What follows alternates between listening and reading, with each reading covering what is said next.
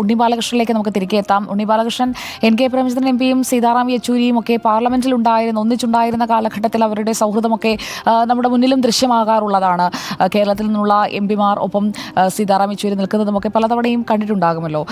ഇന്ദിരാഗാന്ധിയെ അടിയന്തരാവസ്ഥക്കാലത്ത് വിറപ്പിച്ച ഒരു തീപ്പൊരി യുവ നേതാവിൽ നിന്ന് ഇന്ന് കാണുന്ന പാകം വന്ന ഇരുത്തം വന്ന കൃത്യമായി പാർട്ടിയുടെ ലൈൻ ഏതായിരിക്കണമെന്നുള്ളതിൽ വ്യക്തമായ കാഴ്ചപ്പാടുള്ള സീതാറാം യെച്ചൂരിയിലേക്കുള്ള ആ യാത്ര അദ്ദേഹത്തിന് അത്ര എളുപ്പമായിരുന്നില്ലല്ലോ പാർട്ടിക്കുള്ളിൽ തന്നെ.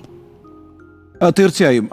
പക്ഷേ ഒരു പ്രധാനപ്പെട്ട കാര്യം എന്ന് വെച്ചാൽ ഈ താങ്കൾ സൂചിപ്പിച്ചതുപോലെ ഇപ്പോൾ JNUവിൻ്റെ ക്യാമ്പസിൽ വെച്ച് ഇന്ദിരാഗാന്ധി എന്ന പരമാധികാരിയായ ഇന്ത്യയുടെ പ്രധാനമന്ത്രിയെ മുട്ടുകുത്തിച്ച സീതാറാം യെച്ചൂരി എന്ന യുവ വിപ്ലവകാരി, ആ യുവ വിപ്ലവകാരിയുടെ ആ തീഷ്ണമായ പ്രവർത്തന ശൈലി ഒരു നിമിഷം പോലും കൈമോശം വന്നിട്ടില്ലാത്ത നേതാവായിരുന്നു സീതാറാം യെച്ചൂരി എന്ന കാര്യത്തിൽ ആർക്കും സംശയമില്ല. ഞാനിപ്പോൾ ഓർക്കുന്നത് ഈ സീതാറാം യെച്ചൂരി 2 തവണ രാജ്യസഭാംഗമായിരുന്നു.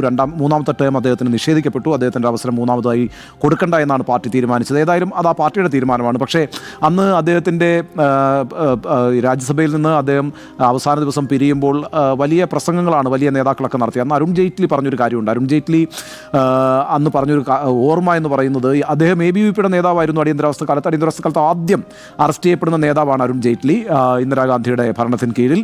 ആ സമയത്ത് അരുൺ ജെയ്റ്റ്ലി പറഞ്ഞൊരു കാര്യമുണ്ട്, എന്നൊക്കെ ഞാൻ സീതാറാമിനെ കണ്ടിട്ടുണ്ടോ അന്നൊക്കെ സീതാറാമിൻ്റെ ഒരു പ്രത്യേകത, ഞാൻ സ്റ്റുഡൻ്റായി